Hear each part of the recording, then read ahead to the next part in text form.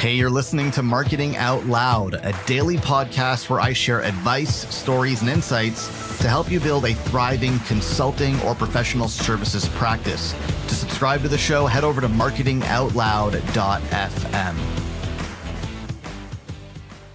Bit of a sobering and borderline morbid reminder for you today. Over the weekend, one of my father's good friends passed away. He'd been battling cancer for a while, I believe, and he passed away. And this is somebody who, I grew up with. We were close family friends and played with his kids, and I've known him for all my life. It means he knew me when I was born, and was a close friend of my father's. And so he passes away, and I attended the funeral the other day, and again, that was sobering and obviously emotional for a lot of people. And the thing that I couldn't stop thinking about was my most recent interaction with him, which unfortunately, shame to admit, was less than ideal. He had called me for something, and I didn't call him back. He left me a message. I didn't call back. And it wasn't because there was obviously no ill intent or anything like that. He had a question, and I didn't necessarily have the answer to his question. So I didn't call back, and I eventually forgot. And that was the last interaction or lack thereof that I had with him. And, he's a great guy, so I'm sure he never took it personally or didn't mind. It wasn't a big deal in his mind, but it definitely stuck with me as I was at the funeral and we're at the graveyard, and I'm watching his casket get lowered into the ground. And I'm thinking to myself, boy, it's really the little things that matter, isn't it? It's really the way that you make people feel that matters. I'm sure he doesn't feel badly about it, but what if he did? Or what if somebody else did? And what if you have an interaction with somebody that they don't feel terribly good about?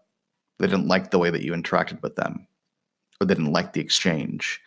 And then what if that's the last exchange you have with that person? It's kind of unfortunate, especially if you have a good relationship and all the touch points and the interactions have been positive up until the last one. But what if that last one is the last one? And it's a good reminder, hopefully for all of us, that really what lasts with people, what people remember at the end of the day, is the way that you made them feel. And you can apply this to all of your client relationships. I mean, this obviously applies to your personal relationships, but this applies to your client relationships as well. It's great that you're good at what you do. It's great that you deliver results. It's great that you're a fantastic consultant or service provider, expert. All of those things are great. That has a lot to do with why they hired you. But at the end of the day, what they really remember about you, once it's all said and done and you're done the project and you're no longer working together and they've moved on, what they remember about you more than the results and the outcomes is the way that you made them feel. That's the thing that sticks. Did they enjoy their time with you? Did they enjoy their interactions with you? When they talked to you, when they met with you, did they feel uplifted? Did they feel better about themselves, better about the work, better about their prospects? Or did they feel frustrated? Did they feel angry? Did they feel stressed out? And you have a hand in that. You have control over that experience. Don't think that you don't. You have control over how you choose to interact with your clients and what emotions you trigger through those interactions. And there's a really strong business case for this, and I'm not making that case right now, but obviously the better your clients feel about their interactions with you, the more likely they are to want to continue working with you, and the more likely they are to get better results, because if they feel good about the work you're doing, they're going to be more effective in holding up their end of the bargain, and the work will be ultimately more successful. But I'm making a human argument here. What they'll remember about you when all is said and done, years later, when the results are no longer terribly meaningful or memorable, What they will remember about you is the way that you made them feel.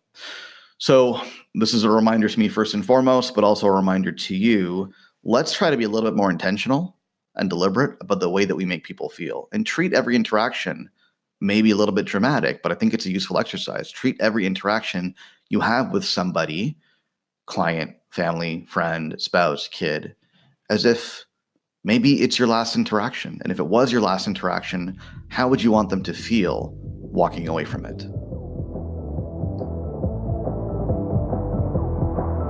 Hey, thanks for listening. Do me a favor. If you like what you hear, go on iTunes and leave us a rating and a review, because it helps more people discover the show. Thanks so much.